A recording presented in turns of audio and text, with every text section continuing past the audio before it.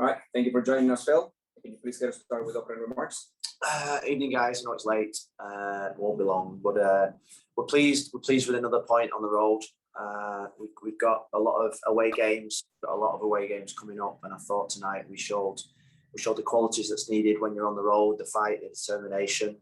We're building momentum, and we had some real heroic performances. The keeper, especially, was outstanding. I think we've got a real top-class keeper there in Nick. The back three, I thought were absolutely fantastic as well. Protected really well by the two midfield. So I think today we showed qualities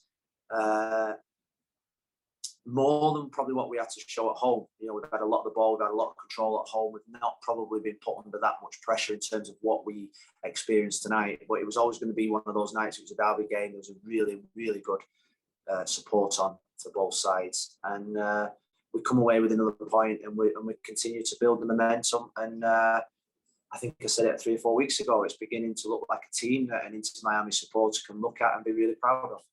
If you have a question on the call, please raise your hand. As a reminder, 1 question per turn.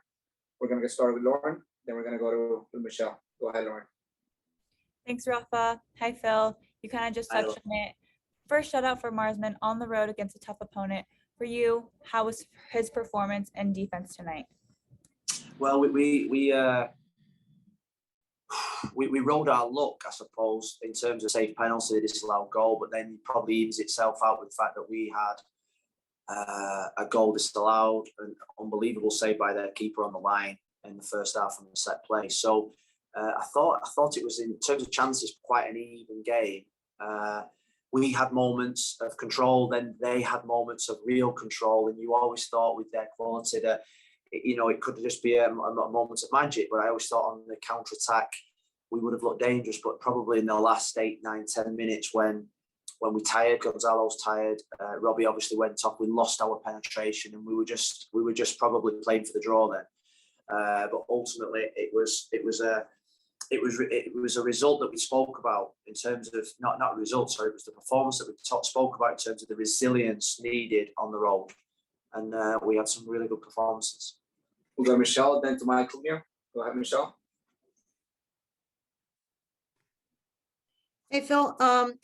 After scoring 6, hi, I have my wine here. Just want you to know.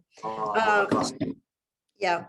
After scoring 6 goals in the last 2 games, what do you think was the biggest difference why you guys were not able to find the back of the net today, and not having Gregory there? You know, what did you miss there? Do you think that was a factor at all, or was just Orlando City, you think, was the opponent that caused that? Well, if you look back to the game 3, 4 weeks ago, we only created 2 or 3 chances in that game. So it was a game where I knew there was going to be few chances, but we probably needed better quality in the final third in terms of our final pass and, you know, our final execution or our cross. And I do feel as when you're playing against the top teams, that is one area where we're going to have to improve in terms of that real detail in the final third. I think we've seen it over the last 4 or 5 games at home, but now when we're on the road, we're going to have to show more care in the final third with our final pass, or keep possession a little bit better, not give up possession too easily. And that is something that we need to work on. And I said to them in the end that they've got a couple of days off now where they can refresh. We've absolutely worked their socks off for the last 2 months in terms of getting them to this level. They need to refresh now, ready for the last lap, or the last charge from now to the end of the season. We need all our fresh players, and with that, hopefully we'll come better in the final third. Mike Cunio, then Franco. Hey Phil, how's it going? 2 questions for you. One, just if there was an update on Kieran, and then they mentioned something on the broadcast. I didn't realize that Inter Miami hadn't scored a goal on the corner kick all year. Are you liking your attempts there, or is it something that you guys still feel you need to work on?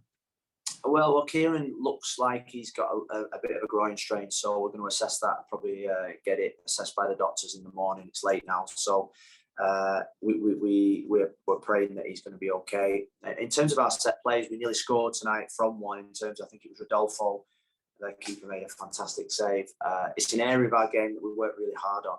It's an area of our game where we need to keep improving. It's an area of our game where I think once we score one, I think we'll score many. It's just getting that first goal. Defensively, I thought our defending set plays were fantastic tonight in terms of the ability to put their bodies on the line, and we just keep improving. Franco, and then last question, Chris. Go ahead, Franco. Thanks, Rafa. Hey, Phil. Just wanted to ask you about what this clean sheet does for the team. First one since week 3. Leandro talked on Thursday when we spoke to him in the press conference about something the defense or the defensive players had talked about wanting to do. Obviously, had been a while. What does this do for the defense going forward? Thanks, Phil. Well, we said something before the game. It was six away games out the next 9 are going to be away. We're going to have to start keeping clean sheets. And clean sheets will give us a great foundation. And that's what the foundation was tonight, our defensive play, the way that they all fought for each other, I thought was fantastic. And, we keep adding a little layer of something else to our game that gives me great confidence. And it's giving the team great confidence. And, over the next 4 games, 5 games, we're going to need all our squad. We've got Robbie, we've got Rodolfo away for the next probably 2 games. We've got Kieran probably, that's going to be a major doubt. So we're going to need our squad now to be ready. And they are ready. They're all chomping at the bit. There's disappointments when you name the team. There's players that think they should be playing, and they will get their opportunities now. And we need to keep that solidity behind them to give them the platform to perform. Last question, Chris Whittingham. Thank you, Rafa. Who are the couple of players do you think that will be important in stepping up to fill that void? We saw Shea come on for Kieran tonight, and also Indiana as well from the bench. Are they the players you think will need to be important here to fill in for those guys?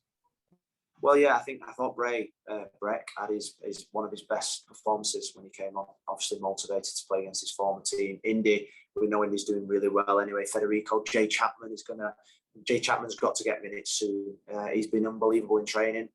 His attitude's been great, and every time that I leave him out, it's one of my toughest decisions because the kid is doing really well and he deserves an opportunity. So Julian Carranza will get opportunities.